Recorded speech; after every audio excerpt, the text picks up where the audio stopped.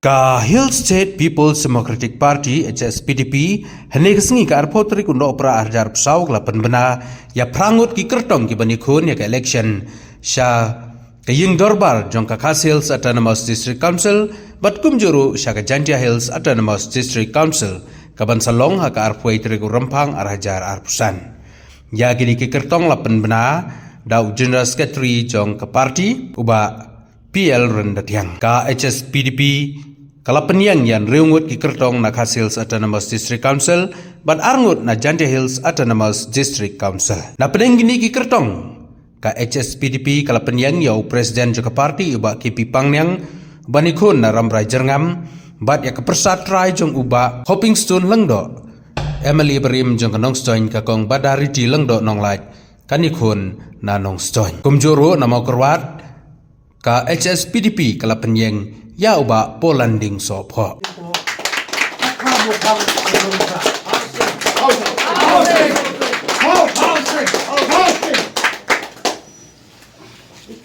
Lepo kathandai jiao moprem.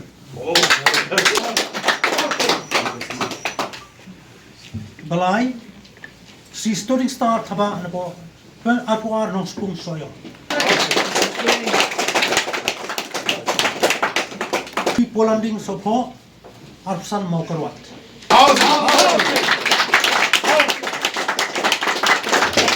Di persatrai Germany Hopping Stone Lingdo. Kata kamu ikong badariti Lingdo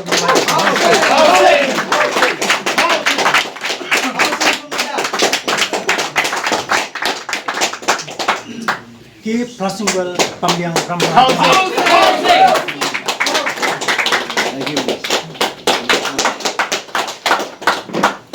Lepo Khasi Hills Autonomous District Council, but mentangin kot lepo Jantia Hills Autonomous District Council kita armut, banikong di Shri ne Langki Pala.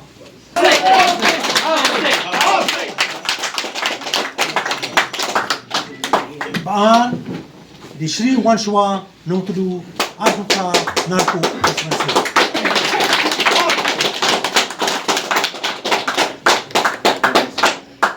Nrungut po Khas Hills Autonomous Council, but arungut na po Jantia Hills Autonomous Council, but in sapante prespi seki press part ya second list by sapante pinigisi barwan.